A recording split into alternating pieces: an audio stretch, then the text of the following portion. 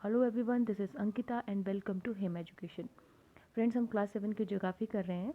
आज हम चैप्टर 3 करेंगे जिसका नाम है आर चेंजिंग अर्थ। इससे पहले हमने पढ़ा था कि अर्थ के इंटीरियर में क्या है, कौन कौन सी लेयर्स हैं, हमने उसको क्या क्या नाम दिए गए हैं। तो आज हम पढ़ेंगे लिथोस्फेरिक प्लेट्स के बारे में, और जो हमारे पास इनसाइड फोर्सेस होती हैं और जो आउटसाइड फोर्सेस होती हैं जिसकी वजह से अर्थ में मूवमेंट्स होती हैं, उसके बारे में हम पढ़ेंगे। तो लिथोस्फेरिक प्लेट्स क्या होती हैं कि हमें पता है कि जो अर्थ का क्रस्ट है, जो अपर मोस्ट लेयर होती है क्रस्ट, उसके बाद मेंटल होती है, और जो इनर मोस्ट लेयर होती है वो होती है कोर। तो अगर हम अपर मोस्ट लेयर की बात करें, जो क्रस्ट है, इसमें बहुत सारी प्लेट्स होती हैं। कुछ बड़ी होती हैं, छोटी होती हैं, रिजिड होती हैं, इरेगुलर होती हैं, शेप में अलग अलग होती हैं, जो कि हमारा जो कॉन्टिनेंटल फ्लोर है और जो ओशन फ्लोर है उसको कैरी करती हैं। ठीक है, उनको हम कहते हैं लिथोस्फेरिक प्लेट्स। तो ये जो लिथोस्फीयर है हमारा, जो सबसे हमें पता है, लिथोस्फीयर जो हमारा अर्थ का आउटर सरफेस है, आउटर पार्ट है, it is broken into number of plates known as lithospheric plates. अब हमें ये जान के हैरानी होगी कि ये जो प्लेट्स हैं वो धीरे धीरे क्या करती हैं, धीरे धीरे मूव करती रहती हैं, और हर साल कुछ मिलीमीटर ये जो है मूव करती हैं। इस मूवमेंट की वजह क्या है, ये मूव क्यों होता है? हमें पता है कि जो अर्थ के अंदर क्या है, मोल्टन मैग्मा, जिसको हम लावा कहते हैं, बहुत ज़्यादा टेम्परेचर पे होता है और वो सर्कुलर मोशन में मूव करता रहता है। तो उसी की सर्कुलर मोशन की वजह से ही जो बाकी मूवमेंट्स हैं, प्लेट्स की मूवमेंट्स है, वो होती है। ठीक है, अब ये जो हमारी जो प्लेट्स हैं, लिथोस्फेरिक प्लेट्स, इनकी मूवमेंट्स की वजह से क्या होता है, अर्थ के सरफेस पे मूवमेंट होती है। अगर हम मूवमेंट की बात करें, जो अर्थ के सर्फेस पे मूवमेंट होती है, वो कुछ फोर्सेस की वजह से होती है। अब कुछ फोर्सेस क्या होती हैं, अर्थ के अंदर से लगती हैं, और कुछ फोर्सेस क्या होती हैं, अर्थ के बाहर से लगती हैं। जो अर्थ के अंदर से लगती हैं फोर्सेस, उनको कहते हैं एंडोजेनिक फोर्सेस, जो इंटीरियर ऑफ अर्थ से लग रही हैं, और कुछ फोर्सेस जो बाहर से लग रही हैं उनको कहते हैं एक्सोजेनिक फोर्सेस। ठीक है, दो तरह की फोर्सेस हैं। अब हम डिटेल में इसके बारे में पढ़ेंगे कि जो अर्थ की मूवमेंट हो रही है वो दो फोर्सेस की वजह से हो रही है, endogenic forces and exogenic forces. अब अगर हम एंडोजेनिक फोर्सेस की बात करें, एंडोजेनिक फोर्सेस दो तरह की होती हैं, एक होती हैं सडन फोर्सेस और एक होती हैं डायस्ट्रॉफिक फोर्सेस। सडन फोर्सेस क्या होती हैं कि जो एकदम से, हम जिसको बोल सकते हैं कि जिनका इफेक्ट भी एकदम से होता है, जैसे अर्थक्वेक हो गया, वॉल्केनिक इरप्शन हो गया, या लैंडस्लाइड हो गया। ठीक है, और डिस्ट्रॉफिक फोर्सेस कौन सी होती हैं, इसको हम बोल सकते हैं it is a process of deformation of earth crust which involve faulting and folding. कि जो डिस्ट्रॉफिक फोर्सेस होती हैं अर्थ के अंदर, उनकी वजह से क्या होता है, माउंटेन्स बनते हैं। अगर आपको याद हो, हमने पिछली क्लास में पढ़ा था, क्लास 6 की चैप्टर में पढ़ा था माउंटेन्स के बारे में। तीन तरह के माउंटेन्स होते हैं, फोल्ड माउंटेन्स, ब्लॉक माउंटेन्स और वॉल्केनिक माउंटेन्स। जो फोल्ड माउंटेन्स होते हैं वो कौन से प्रोसेस से बनते हैं, फोल्डिंग से। कि जब दो प्लेट्स आपस में कंसाइड करती हैं तो उनके जो बीच का पार्ट है वो एक तरह से बोल सकते हैं अपवर्ड डायरेक्शन में आ जाता है, सेडिमेंट्स जो है वो अपवर्ड डायरेक्शन में आ जाता है और माउंटेन्स बनाता है। और जो हमारे पास फॉल्टिंग बनती है वो कैसे होता है कि जब आपस में दो प्लेट्स के जो कंसाइड करने से कुछ पार्ट जो है अपवर्ड डायरेक्शन में जाता है, कुछ डाउनवर्ड में, वर्टिकली ये चेंज होता है। तो तब उससे क्या बनते हैं हमारे पास, हमने पढ़ा था कि हॉस्ट एंड ग्रेबन्स बनते हैं, जिसकी वजह से जो माउंटेन्स है, ब्लॉक माउंटेन्स, वो बनते हैं। तो it is because of folding and folding and faulting. ठीक है, तो और जो तीसरे माउंटेन्स हैं वो वॉल्केनिक एरप्शन से बनते हैं। तो जो हमारे पास डिस्ट्रॉफिक फोर्सेस होती हैं, डायस्ट्रॉफिक फोर्सेस, उनकी वजह से माउंटेन बनते हैं। तो ये हमारे पास थी जो एंडोजेनिक फोर्सेस, जो अर्थ के इंटीरियर से लग रही थी। अब हम बात करेंगे एक्सोजेनिक फोर्सेस की। अगर हम एक्सोजेनिक फोर्सेस की बात करें, ये दो तरह की होती हैं, इरोजनल एंड डिपोजिशनल। अभी जो इरोजनल और डिपोजिशन, ये किस किस कारण हो सकता है, ये रिवर्स के कारण हो सकता है, विंड के कारण हो सकता है, सी वेव्स के कारण हो सकता है, या ग्लेशियर्स के कारण हो सकता है। तो आगे हम अपने चैप्टर में एंडोजेनिक फोर्सेस, जैसे अर्थक्वेक हो गया या वोल्केनिक एरप्शन होगी, इनके बारे में पढ़ेंगे। और जो हमारे पास एक्सोजेनिक फोर्सेस हैं उनके बारे में पढ़ेंगे कि किस तरह से जो है ये अर्थ के सरफेस पे चेंजेस लाती हैं। अगर हम एंडोजेनिक फोर्सेस की बात करें, एंडोजेनिक फोर्सेस कई बार बहुत सडन मूवमेंट प्रोड्यूस करती हैं और कई बार बहुत स्लो मूवमेंट प्रोड्यूस करती हैं। जब भी हमारे पास सडन मूवमेंट प्रोड्यूस होती है एंडोजेनिक फोर्सेस की वजह से, जो अंदर से फोर्सेस लग रही हैं, अर्थ के इंटीरियर से जो फोर्सेस लग रही हैं, उनकी वजह से जब सडन मूवमेंट्स होती हैं तो किस रूप में आती हैं, अर्थक्वेक्स हो गया, वोल्केनिक्स हो गया, जिसकी वजह से अर्थ के सरफेस पे डिस्ट्रक्शन भी बहुत ज़्यादा होती है। अगर हम वॉल्केनो की बात करें, वॉल्केनो क्या होता है, it is a bent in the earth crust through which मॉल्टन material erupt suddenly. ये हमारे पास एक, हम बोल सकते हैं कि अर्थ के सरफेस पे एक ओपनिंग है। हमें पता है कि जो अर्थ का सरफेस है वहाँ बहुत ज़्यादा अंदर जो है इंटीरियर में बहुत ज़्यादा मोल्टन मैग्मा है, बहुत हाई टेम्परेचर पे। जहाँ पे अर्थ का सरफेस थोड़ा सा जिसको हम बोल सकते हैं वीक हुआ, वहाँ पे ओपनिंग बनती है और ये जो मोल्टन मैग्मा है वो बाहर आ जाता है, ठीक है। अब बाहर आके ठंडा हो जाता है या अंदर ही कई बार ठंडा होता है, तो इस तरह से इग्निशियस रॉक्स बनती हैं, ठीक है। तो इस तरह से क्या होगा, इसको हम बोलते हैं वॉल्केनिक इरप्शन। उसी तरह से जो लिथोस्फेरिक प्लेट्स हैं, हमें पता है कि हमारी जो क्रस्ट है बहुत सारी लिथोस्फेरिक प्लेट से बनी है। तो ये लिथोस्फेरिक प्लेट्स क्या होती हैं, जब ये मूव करती हैं तो अर्थ के सरफेस पे भी वाइब्रेशंस होती हैं। अब ये वाइब्रेशंस जो हैं वो ऑल अराउंड द अर्थ जाती हैं और इन वाइब्रेशंस को कहते हैं अर्थक्वेक, ठीक है। अब अर्थ के अंदर जो हमारे पास क्रस्ट है, जहाँ पे लिथोस्फेरिक प्लेट्स हैं, वहाँ जहाँ पे ये मूवमेंट स्टार्ट होती है, जिन प्लेट्स के अंदर मूवमेंट स्टार्ट होगी उसको कहते हैं फोकस, ठीक है। जहाँ पे मूवमेंट स्टार्ट हुई उसको कहते हैं फोकस। और जो फोकस के बिल्कुल ऊपर अगर हम सेंध में आ जाएं, अर्थ के सरफेस पे जो पॉइंट होगा उसको कहेंगे epicentre. The place on the earth the place on the surface above the focus is called epicentre. तो ज़्यादा जो वाइब्रेशंस फील होती हैं वो कहाँ पे फील होती हैं, एपिसेंटर के आसपास। Vibrations travel outwards from the epicentre as waves. Waves की तरह क्या होती हैं, जो वाइब्रेशंस हैं वो आउटवर्ड बाहर की डायरेक्शन की तरफ जाती हैं।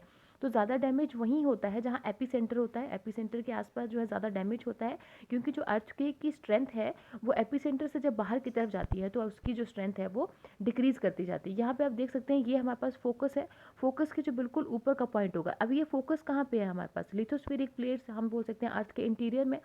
अब इसकी जो ऊपर बिल्कुल अर्थ के सरफेस पे पॉइंट होगा उसको बोलेंगे एपिसेंटर। और जो हमारे पास वाइब्रेशंस है वो आउटवर्ड डायरेक्शन की तरफ जाती हैं, बाहर जाती हैं ये वाइब्रेशंस।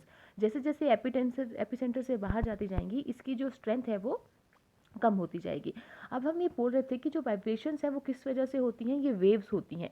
हम बोल सकते हैं इनको कि ये वेव्स है। अब ये जो वेव्स हैं किस तरह, कौन कौन सी वेव्स होती हैं, कितनी टाइप्स की होती हैं, तो 3 तरह की होती हैं ये वेव्स। सबसे पहले हमारे पास पी वेव्स जिनको हम लॉन्गिट्यूडनल वेव्स भी कहते हैं। दूसरी है हमारे पास एस वेव्स जिनको हम ट्रांसवर्स वेव्स भी कहते हैं। और तीसरी है एल वेव्स जिनको हम सरफेस वेव्स भी कहते हैं। अगर इनकी प्रॉपर्टीज़ की बात करें कि ये वेव्स क्या होती हैं, सबसे पहले हम बात करेंगे पी वेव्स की, जिनको हम लॉन्गिट्यूडनल वेव्स भी कहते हैं और प्राइमरी वेव्स भी कहते हैं। ये जो है बहुत फास्ट ट्रेवल करती हैं और किसी भी मीडियम से ट्रेवल कर सकती हैं, फिर चाहे वो सॉलिड हो, लिक्विड हो या गैस हो। और ये वेव्स क्या होती हैं, हार्मलेस होती हैं। ये कोई भी ऐसी डिस्ट्रक्शन जो है वो नहीं करती, ठीक है। एक तरह से हम बोल सकते हैं बॉडी वेव्स होती हैं। बॉडी वेव्स क्या होती हैं हम आगे पढ़ेंगे इसके बारे में। दूसरी वेव्स होती हैं एस वेव्स जिनको हम ट्रांसवर्स वेव्स कहते हैं और इनको सेकेंडरी वेव्स भी कहते हैं। ये वेव्स कब अराइव करती हैं, जब पी वेव्स ख़त्म हो जाती है, प्राइमरी वेव्स के बाद ये वेव्स आती हैं। ये भी बॉडी वेव्स हैं। बॉडी वेव्स क्या होती हैं, जो अर्थ के इंटीरियर से जाती हैं। वो सरफेस, ये हमारे पास अर्थ है तो वो अर्थ के इंटीरियर से मूव करेंगी, ना कि सरफेस से मूव करेंगी। तो जब सरफेस से मूव नहीं करेंगी तो ये ज़्यादा डिस्ट्रक्शन भी नहीं करेंगी, क्योंकि मूवमेंट डिस्ट्रक्शन तो तब होगी जब वेव्स जो हैं वो अर्थ के सरफेस से निकल के होके जाएंगी, ठीक है। तो ये भी बॉडी वेव्स हैं, पर ये जो हमारे पास एस वेव्स होती हैं, सेकेंडरी वेव्स, ये सिर्फ एक ही मीडियम से ट्रेवल कर सकती हैं, प्रोपेगेट कर सकती हैं, और वो है सॉलिड मीडियम, ठीक है। ये भी कुछ रेयरली कम ही डैमेज करती हैं। तीसरी वेव्स होती हैं एल वेव्स जिनको हम सरफेस वेव्स कहते हैं। अब इसके नाम से ही पता चल रहा है कि ये वेव्स जो हैं वो सरफेस से ट्रेवल करती हैं। They propagate on the surface and carry the vast majority of energy felt on the surface. और ये बहुत ज़्यादा क्या होती हैं, डिस्ट्रक्टिव होती हैं, ठीक है। अब हमें पता है कि अर्थक्वेक को हम प्रिडिक्ट नहीं कर सकते, पर हम उसके इम्पैक्ट को कम कर सकते हैं, हम अगर पहले से इसके लिए प्रिपेयर्ड हों। अब कुछ कॉमन अर्थक्वेक प्रिडिक्शन मेथड होते हैं जो लोकली लोगों ने हम बोल सकते हैं कि अडॉप्ट किए होते हैं। जैसे कि पॉन्ड में फ़िश है उसका बिहेवियर देख के, या जो सरफेस के अंदर जो रहते हैं जो भी जीव जंतु जैसे स्नेक्स हैं, वो सरफेस के बाहर आ जाते हैं क्योंकि उनको वाइब्रेशंस जो है वो पहले फील हो जाती हैं, ठीक है। तो अब जो अर्थक्वेक है उसको मेज़र किससे करते हैं, अर्थक्वेक को मेज़र करते हैं, एक मशीन होती है जिसको हम कहते हैं सीज़मोग्राफ। सीज़मोग्राफ क्या होता है, अगर हम बात करें सीज़मोग्राफ की, seismograph is an instrument that responds to ground motion such as caused by earthquake, volcanic eruption and explosions। कि हमारे पास जो भी जो हमारे पास अर्थ है इसके अंदर जो भी मूवमेंट्स हो रही हैं, या चाहे वो अर्थक्वेक की वजह से हैं, वॉल्केनिक एरप्शन की वजह से हैं, या एक्सप्लोजन्स की वजह से हैं, जो भी मूवमेंट्स होती हैं उसको रिस्पॉन्ड करता है सीज़मोग्राफ, ठीक है। सीज़मोग्राफ क्या होता है, इसमें एक हम बोल सकते हैं एक टाइमिंग डिवाइस लगा होता है, एक रिकॉर्डिंग डिवाइस लगा होता है, ठीक है। तो इस तरह से सीज़मोग्राफ बनता है। और अगर हम बात करें कि अर्थ का मैग्नीट्यूड जो है, अर्थ का मैग्नीट्यूड है उसको मेज़र करना हो तो वो किससे मेज़र करते हैं, रिक्टर स्केल से। रिक्टर स्केल पे अगर अर्थ की अगर हम बात करें, रिक्टर स्केल पे अगर रीडिंग 2.0 या इससे कम हो तो एक तरह से बहुत कम वाइब्रेशंस जो हैं वो फील होती हैं। पर अगर अर्थक्वेक जो है 5.0 से ज़्यादा हो तो थोड़ा बहुत डैमेज हो सकता है कि आसपास की चीज़ें गिर सकती हैं। पर अगर 6.0 या इससे हायर मैग्नीट्यूड हो तो बहुत स्ट्रॉन्ग अर्थक्वेक जो है वो कंसिडर किया जाता है। पर अगर 7 से ज़्यादा 7.0 से ज़्यादा अगर इसकी रीडिंग आती है तो it is classified as a major earthquake, जिसकी वजह से बहुत डिस्ट्रक्शन जो है वो हो सकती है। अब अर्थक्वेक प्रिपेयर्डनेस का मतलब क्या है, ये एक तरह से थोड़ा सा बताया गया है कि अर्थक्वेक जब आता है तो किस तरह से सेफ स्पॉट में जैसे कौन सा होता है, जैसे किचन काउंटर हो गया, टेबल और डेस्क, ताकि सिर में डायरेक्ट चोट ना लगे। स्टे अवे फ्रॉम कौन सी चीज़ों से दूर रहना है, फायर प्लेसेस से, चिमनीज से या विंडोज़ से, इन सब चीज़ों से दूर रहना है। और बी प्रिपेयर्ड मतलब अब अवेयरनेस हमें पहले ही होनी चाहिए अपने लिए, अपनी फैमिली के लिए, और आसपास सब में जो है अवेयरनेस हमें स्प्रेड करनी चाहिए। तो ये तो हमने पढ़ा था एंडोजेनिक फोर्सेस के बारे में। एंडोजेनिक फोर्सेस जो अंदर से लगती हैं, अर्थ के इंटीरियर से लगती हैं, ठीक है। अब हम बात करें एंडोजेनिक होता क्या है। अगर हम बात करें एंडो और एक्सो, ठीक है। जेनिक का मतलब होता है ओरिजिन, और एंडो का मतलब होता है इनर, एक तरह से हम बोल सकते हैं इनसाइड। तो इनसाइड जब फोर्सेस का ओरिजिन इनसाइड होता है तो हम बोलते हैं एंडोजेनिक, और जब फोर्सेस का ओरिजिन आउटसाइड होता है तो उनको कहते हैं एक्सोजेनिक, ठीक है। तो ये हमने इंडोजेनिक फोर्सेस के बारे में पढ़ा, किस तरह से काम करती हैं। अब हम पढ़ेंगे एक्सोजेनिक फोर्सेस के बारे में कि उनकी वजह से मेजर लैंडफॉर्म्स कैसे बनते हैं। तो दो प्रोसेसेस होते हैं जो बाहर की फोर्सेस से जिनसे की जो लैंडफॉर्म्स बनते हैं वो होती हैं वेदरिंग और इरोजन। वेदरिंग क्या होता है, it is the breaking up of rocks on earth surface. हमें पता है वेदरिंग क्या होता है कि जो रॉक्स हैं वो टूटती हैं, सेडिमेंट्स में बनती हैं, और अर्थ के सरफेस को हम जिसको बोल सकते हैं कि जो अपर लेयर है वो इन्हीं की वजह से बनती है। और इरोजन क्या होता है, it is the wearing away of landscape by different agents, कि एक जिसको बोलेंगे कि ज़मीन का एक कोई भाग है, वहाँ से जो मिट्टी है, जो भी चीज़ें हैं ऊपर से, उसका बह जाना, घिस जाना, वो किस वजह से होता है, वो पानी की वजह से हो सकता है, रिवर्स की वजह से, विंड्स की वजह से, आइस की वजह से। तो ये जो मटेरियल जो बह गया है, जो इरोडेड मटेरियल है, वो किसी और जगह जाके पानी के साथ वो ट्रांसपोर्ट हो जाएगा और किसी और जगह जाके डिपॉजिट हो जाएगा। तो वहाँ जहाँ डिपॉजिट होगा वहाँ और तरह की लैंडफॉर्म्स बनेगी। तो ये जो प्रोसेस होता है इरोजन और डिपोजिशन का, it create different landforms of the surface of earth. तो हमारे पास जो डिफरेंट डिफरेंट लैंडफॉर्म्स बनते हैं ये इरोजन और डिपोजिशन की वजह से ही बनते हैं। सबसे पहले हम पढ़ेंगे वर्क ऑफ ए रिवर, कि एक नदी कैसे काम करती है। हमें पता है जो running water in the river erodes the landscape, कि जो पानी जो मोशन में है वो किसी एक जगह को इरोड करेगा, उसको, उसका जो मिट्टी है, सिल्ट है, सैंड है, उसको बहा के ले जाएगा। तो ये नदी, जब हम एक तरह से बोल सकते हैं कि जब हार्ड रॉक्स ऊंचाई से गिरती है तो एक बहुत सुंदर ये वाटरफॉल बनाती है। अगर हम बात करें वाटरफॉल्स की, तो जो हाईएस्ट वाटरफॉल है वर्ल्ड का वो कौन सा है, Angel Falls in Venezuela in South America, sorry, जो साउथ अमेरिका कॉन्टिनेंट है, हमें पता है साउथ अमेरिका, उसकी कंट्री है वेनेजुएला। वेनेजुएला के जो एंजल फॉल्स हैं, these are the highest waterfall on the earth. और उसके बाद अगर हम मेजर वाटरफॉल्स की बात करें, नियाग्रा फॉल्स हैं जो कनाडा और यूएसए के बॉर्डर पे हैं, नॉर्थ अमेरिका में। और जो विक्टोरिया फॉल्स हैं, these are on the borders of Zambia and Zimbabwe in Africa. तो तीन कॉन्टिनेंट के वाटरफॉल्स की हमने बात की, एक साउथ अमेरिका, एक नॉर्थ अमेरिका और एक अफ्रीका, ठीक है। अब वर्क ऑफ ए रिवर, एक नदी कैसे काम करती है हम इसके बारे में पढ़ रहे थे। अब नदी जब ऊंचाई से गिरती है उसके बाद जब प्लेन्स में आती है तो it twist and turns forming large went, बहुत बड़ी ये वेंट बनाती है, आप देख सकते हैं इस तरह से, जिनको हम कहते हैं मिंडर्स, ठीक है। अब होता क्या है कि ये बहुत सारा कुछ अपने साथ बहा के लेके आई है, तो कॉन्टिन्यूस इरोजन हो रही है, कॉन्टिन्यूस डिपोजिशन हो रही है। तो जो मिंडर्स की साइड हैं, जो एंड है मिंडर लूप के, ये क्लोज आना शुरू हो जाते हैं और नदी से क्या हो जाते हैं, कट हो जाते हैं, ठीक है। क्योंकि डिपोजिशन हो रही है, जो सामान ये लेके आई है अपने साथ उसको डिपॉजिट भी साथ साथ करते जा रही है। तो ये जो मिंडर्स है, मिंडर लूप है, वो अलग हो जाती है और लेक बना देती है, इसको कहते हैं ऑक्सबो लेक, ठीक है। अब कई बार क्या होता है कि रिवर्स जो है वो ओवरफ्लो हो जाती हैं, ठीक है, क्योंकि इनमें फ्लड्स आ जाते हैं, पानी की क्वांटिटी बढ़ जाती है। तो क्या होता है कि ये जो इसके बैंक्स होते हैं, जो इसके किनारे होते हैं, वो इससे भी ज़्यादा ओवरफ्लो कर जाती है और आसपास के एरिया में चली जाती है। अब आसपास के एरिया में जाने के बाद क्या होता है कि जो अपने साथ सब कुछ बहा के लाई है, सेडिमेंट्स वगैरह, उसको डिपॉजिट कर देगी। तो इसकी वजह से क्या होता है, this leads to the formation of flat fertile food veins. इसकी वजह से जो फर्टाइल फ्लूड वेन्स है वो बनते हैं। और जो हमारे पास जो रेज्ड बैंक्स होते हैं, जो किनारे सेडिमेंट्स की वजह से, डिपॉजिट्स की वजह से जो किनारे ऊंचे हो गए हैं, रेज्ड बैंक्स बन गए हैं, उनको कहते हैं लीवीज, क्या कहते हैं, लीवीज। तो 3 टर्म्स हमने पढ़ी यहाँ पे। मींडर्स, मींडर जो हमारे पास जो नदी जब बिल्कुल बेंड लेती है तो उनको कहते हैं मींडर्स, और जब मींडर बिल्कुल अलग हो जाते हैं नदी से तो बन जाते हैं ऑक्सबो लेक, और जब नदी ओवरफ्लो कर जाती है तो बनाती है फूड प्लेन्स, और जो इसके रेस्ड बैंक्स होते हैं, जो ऊंचे किनारे होते हैं, उनको कहते हैं लीवीज। ठीक है, अब जिस तरह से जो नदी है जब वो सी तक पहुंचने लगेगी तो क्या होगा, उसकी जो स्पीड है वो कम होती जाएगी, डिक्रीज होती जाएगी। ठीक है, अब जो रिवर क्या करती है, इस वक्त क्या होता है, जब वो सी के आसपास पहुंचती है, उसकी जब स्पीड कम हो जाती है तो it begins to break up into a number of streams. बहुत सारी स्ट्रीम्स में जो क्या हो जाती है, ये टूट जाती है, जिनको हम कहते हैं डिस्ट्रीब्यूटरीज। अब यहाँ पे अगर हम बात करें, ट्राइब्यूटरीज और डिस्ट्रीब्यूटरीज 2 टर्म होती है। ट्राइब्यूटरीज जो नदी में मिलके उसको और बड़ा बनाती हैं, और डिस्ट्रीब्यूटरीज मतलब नदी जब टूटती है तो अलग अलग स्ट्रीम से बन जाते हैं, जिसको कहते हैं डिस्ट्रीब्यूटरी, मतलब वो डिस्ट्रीब्यूट हो रही है। ठीक है, तो जब नदी जो है इस वक्त बहुत स्लो बन जाती है, बहुत धीमे चलती है, और अपने साथ जो भी डिपॉजिट लेके आई है, जो बचा हुआ डिपॉजिट है, उसको डिपॉजिट कर देती है, और हर डिस्ट्रीब्यूटरी का अपना एक माउथ होता है।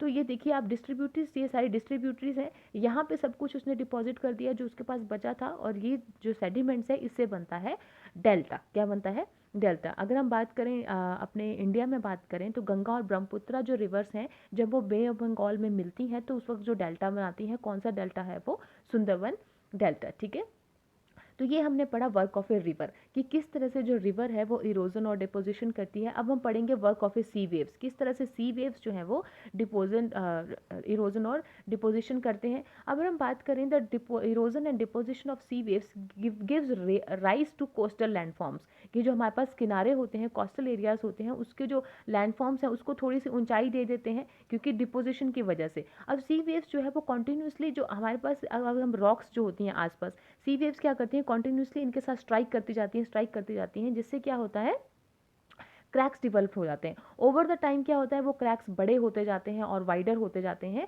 और होलो लाइक केव्स जो है वो बन जाती हैं, जिनको कहते हैं सी केव्स। यहाँ पे हम देख सकते हैं, ये जो है होलो लाइक सी केव्स जो है, जिनको बन गई है, जिनको हम सी केव्स कहेंगे। अब फिर से जो क्या होगा, ये कैविटीज़ बड़ी होती जाएंगी, क्योंकि पानी जो है वो तो स्ट्राइक करता रहेगा, तो क्या होगा, ये कैविटीज़ बड़ी होती जाएंगी, और एक तरह से हम बोल सकते हैं खाली हो जाएंगी, जिनको हम बोलते हैं सी आर्क। इस तरह से बन जाती हैं, क्योंकि ज़्यादा स्ट्राइक करते रहेंगे तो बिल्कुल जो है वो पार्ट वहाँ से हट जाएगा और खाली हो जाएगी, जिसको हम कहते हैं सी आर्क। ठीक है, अब सी आर्क है, फर्दर इरोजन जब होती रहती है और इरोजन होती रहती है तो क्या होता है, इसकी जो छत है वो निकल जाती है और बन रह जाते हैं, जिसको हम बोलते हैं स्टॉक्स रह जाते हैं, मतलब जो वॉल्स हैं सिर्फ वही रह जाती हैं, रूफ्स जो है वो निकल जाती हैं। ठीक है, और जो steep rocky coast rising almost vertically above sea water is called sleek cliff. और जो हमारे पास सी वेव्स होती हैं, जब वो डिपॉजिट करती हैं सेडिमेंट्स अलोंग द शोर, किनारों के आसपास जब वो डिपॉजिट करती हैं तो हमारे पास क्या बनते हैं, बीचेस बनते हैं। तो ये था हमारे पास the work of the sea waves. अब हम बात करेंगे वर्क ऑफ आइस।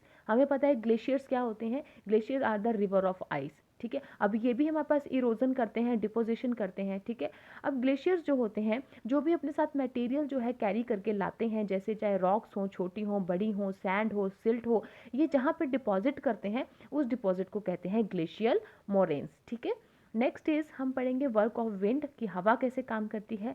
अब हमें पता है, अगर हम डेजर्ट एरियाज़ की बात करें, वहाँ पे जो हम अगर रॉक्स की बात करें, वो मशरूम शेप की होती हैं, जो रेत की रॉक्स बनी होती हैं उनको हम मशरूम कहते हैं। क्यों कहते हैं, क्योंकि जब हवा चलती है तो जो लोअर पार्ट है रॉक्स का वो इरोड हो जाता है, अपर पार्ट इरोड नहीं होता। ठीक है, अब लोअर पार्ट इरोड होने से वजह से क्या होता है, जो उनका बेस है वो नैरो होता जाता है। ठीक है, और जो टॉप है वो वाइडर ही रहता है, तो इस तरह से वो मशरूम की शेप जो है वो ले लेती हैं। अब जब हवाएं चलती है तो क्या होता है, जो सैंड है वो उसको अपने साथ उठा के ले जाती हैं। It lifts and transport sand, एक जगह से दूसरी जगह ले जाती हैं। जब ये हवाएं चलना बंद होती हैं तो ये क्या कर देती हैं, जो अपने साथ बहा के लाई हैं उसको डिपॉजिट कर देती हैं, और लो हिल लाइक स्ट्रक्चर जो है वो बन जाता है, जिनको कहते हैं सैंड ड्यून्स। सैंड ड्यून्स एक तरह से बोल सकते हैं रेत के टीले होते हैं, हिल्स होती हैं छोटी छोटी रेत की।